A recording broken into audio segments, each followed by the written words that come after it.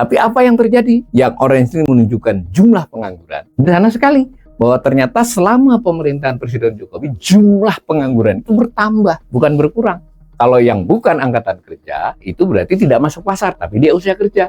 Misal sekolah, kuliah, jadi ibu rumah tangga, dan seterusnya. Tapi ada berita buruknya juga ketika dikaitkan dengan data pengangguran usia muda. Artinya orang yang mestinya usianya sekolah, itu masuk ke pasar tenaga kerja. Bahwa ternyata kita pengangguran usia mudanya itu sangat tinggi, kemudian banyak pekerja kita adalah berpendidikan rendah, maka TPAK ini bukanlah sinyal yang baik. Nah, ini yang paling jarang diketahui publik, yang disebut dengan pekerja keluarga atau pekerja tidak dibayar. Jadi dia tidak digaji tapi bekerja, membantu memperoleh pendapatan. Disebut pekerja keluarga.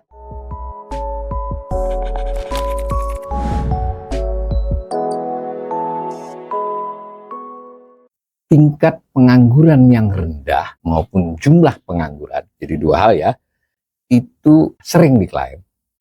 Menteri kah, presiden kah, suka mengklaim bahwa Indonesia beberapa tahun ini berhasil menurunkan jumlah penganggur dan menurunkan tingkat pengangguran. Nah, sampai pada tingkat per Agustus 2023 sebanyak 7,86 juta orang dan TPT-nya 5,32%. Kalau kita mau menganalisis begitu, kita tidak bisa membandingkan hanya setahun 2 tahun. Kita bisa bicara periode Presiden Jokowi, berarti mulai dari data 2014, 9 tahun. Kita bisa bandingkan dengan RSB yang 10 tahun, dari 2004 sampai 2014. Atau kita mau lihat lebih jauh ke era pemerintahan Soeharto. Nah, kita batasi dulu, kita menganalisis era Presiden Jokowi. Apa faktanya? Nah, grafik ini menjelaskan secara sederhana. Selama 2014 ini berarti data Agustus, beliau dilantik bulan Oktober, jadi data ini valid ya, sampai Agustus 2023, masih ada setahun lagi memang. Tapi apa yang terjadi? Yang orange ini menunjukkan jumlah pengangguran, juta, berarti ini dibacanya 7,24 juta, yang terakhir ini 7,86 juta. Sederhana sekali, bahwa ternyata selama pemerintahan Presiden Jokowi, jumlah pengangguran itu bertambah, bukan berkurang. Nah, bertambah berapa itu? 86 kurang 24, ya kurang lebih 620 ribu orang. Secara presentasi memang berkurang. Mengapa? Karena orang bertambah yang masuk tenaga kerja, angkatan kerja ya. Nah, tetapi presentasi pun menurunnya tipis, 5,94% menjadi 5,32%. Kalau kita mau melihat era Presiden SBY, jumlah penganggur turun dari 10,25 menjadi 7,24 juta. Persentasi dari 9,80 turun ke 5,94. Kalau kita mau tarik lagi tahun-tahun lama, bahwa di era pemerintahan Soeharto, tingkat pengangguran itu hanya di kisaran 2%. Jumlah pengangguran hanya di kisaran 2-3 juta. Itu salah satu cara melihat. Lalu ada cara melihat lain, tambahan ya, karena kita mau analisis, yaitu disebut dengan tingkat partisipasi angkatan kerja. Apa itu? Tingkat partisipasi angkatan kerja itu adalah angkatan kerja, ya, kemudian dibandingkan dengan penduduk usia kerja. Penduduk usia kerja itu 15 tahun ke atas. Sedangkan angkatan kerja itu adalah mereka yang masuk ke pasar tenaga kerja. Kalau dia dapat pekerjaan namanya bekerja, nggak dapat pekerjaan namanya pengangguran. Kalau yang bukan angkatan kerja itu berarti tidak masuk pasar, tapi dia usia kerja. Misal sekolah, kuliah, jadi ibu rumah tangga, dan seterusnya. Kurang lebih itu. Nah, apa yang terjadi? Berarti ini adalah perbandingan yang orange dengan usia ya. Di sini nggak kelihatan. Nah, persentasinya naik, jumlahnya juga naik. Yang bukan angkatan kerja relatif stagnan, ya nggak, secara jumlah. Ya, nah, ini apakah baik atau buruk? Bisa dibaca dua sisi. Dari sisi baik berarti makin banyak penduduk usia kerja yang masuk ke pasar tenaga kerja, kan begitu. Nah, tapi ada berita buruknya juga ketika dikaitkan dengan data pengangguran usia muda atau pekerja usia muda. Artinya orang yang mestinya usianya sekolah itu masuk ke pasar tenaga kerja. Jadi tingkat partisipasi angkatan kerja yang tinggi itu bisa positif dalam arti dia akan menyumbang kepada pertumbuhan ekonomi ya, pembangunan ekonomi. Tapi harus ditelisik. Di negara-negara yang tingkat partisipasi angkatan kerjanya tinggi tetapi usianya adalah misal bukan usia muda, 24 ke atas, 25 ke atas jadinya, lalu mereka juga berpendidikan tinggi, itu TPAK tinggi berarti bagus. Nah, Indonesia Jadi grafik ini belum bunyi ini. Tapi kalau ditambahkan data bahwa ternyata kita pengangguran usia mudanya itu sangat tinggi, kemudian banyak pekerja kita adalah berpendidikan rendah, maka TPAK ini bukanlah sinyal yang baik. Nah, kemudian kita juga bisa menganalisis berdasarkan lapangan usaha.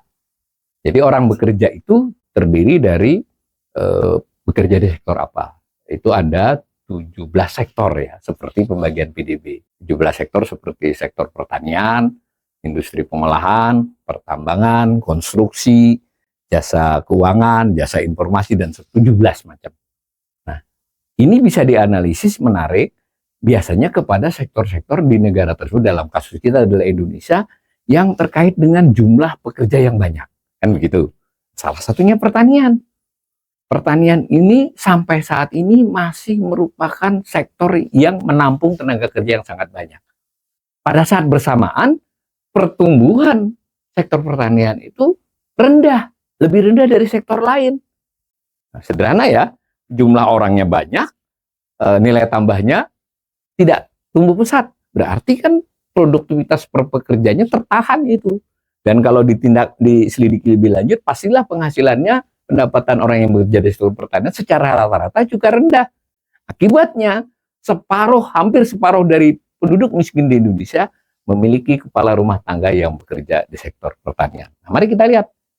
Nah, ini dari sisi persentasi memang terjadi penurunan ya, karena dari jumlah yang bekerja di sektor pertanian dibandingkan dengan angkatan kerja. Tetapi lihat, jumlah petani itu tidak berkurang. Nah, ini mungkin sedikit confused dengan banyak informasi, banyak orang sudah tidak mau jadi petani lagi. Data statistik menunjukkan tidak demikian. Kalau dia orang tua petani, punya anak 3, 1 bertahan, 2 pergi, kan masih ada. Tidak mungkin tidak digarap. Faktanya, pada saat Agustus 2014, itu 38,97 juta orang bekerja di sektor pertanian. Agustus 2023, 39,45. Bertambah sekitar setengah juta. Nah, kalau perkembangan perekonomian yang bagus sebenarnya, pastilah jumlah pekerja di sektor pertanian ini menurun. Tapi hati-hati ya, jumlahnya pekerjanya menurun, tapi produktivitasnya naik. Sehingga petani menjadi makin sejahtera. Logika transformasinya begitu. Data ini menunjukkan bahwa tenaga kerjaan Indonesia justru pertanian ini masih menampung banyak orang, terutama ketika COVID. Nih, dari 30 berapa ini? 35,5 langsung lompat. Karena orang di PHK pulang kampung bantu ke pertanian. Yang sawah dikerjain 2 orang, dikerjain 3 orang. Maka ini lompat. Ketika ekonomi mulai pulih memang turun. Tapi belakangan ini 22-23 malah naik lagi. Jadi pertanian menjadi sektor yang menampung tenaga kerja. Sementara produktivitas atau nilai tambah dia tidak berkembang baik. Ini terkonfirmasi juga di sektor lain. Ingat, ada 17 sektor, kita menyoroti yang gede-gede, salah satunya industri pengolahan. Harusnya jika sebuah negara pembangunan ekonominya berjalan dengan lancar, lalu terjadi industrialisasi, maka sebagian petani itu pindah ke industri. Tentu pindah itu bukan, tadi kan dia beranak 2, nah anak-anaknya pindah, lalu nggak ada yang garap, tanahnya diserahkan kepada saudaranya. Logikanya begitu. Tetapi ternyata industri pengolahan tidak mampu seperti yang diharapkan. Nah, bahwa penambahan jumlah pekerja industri pengolahan ini terlalu lambat. Bahkan sempat menurun di 2020 ketika pandemi. Nah, sekarang jumlahnya hanya di sekitar berapa ini? 19 juta. Artinya transformasi ketenaga kerjaan kepada industri pengolahan itu kurang berjalan. Nah, itu satu aspek. Aspek lain adalah tentang status. Jadi BPS punya informasi, pekerja itu bisa bekerja di sektor apa, statusnya apa. Jadi seorang pekerja itu mestilah menurut data BPS termasuk dalam salah satu sektor. Hati-hati ini, tidak usah confuse ya. Kalau saya punya pekerjaan 2 atau 3, ketika Anda disurvei oleh BPS, dipastikan oleh BPS pekerjaan utama Anda mana, itu yang dipakai. Jadi tidak ada orang yang menempati dua sektor dalam data BPS.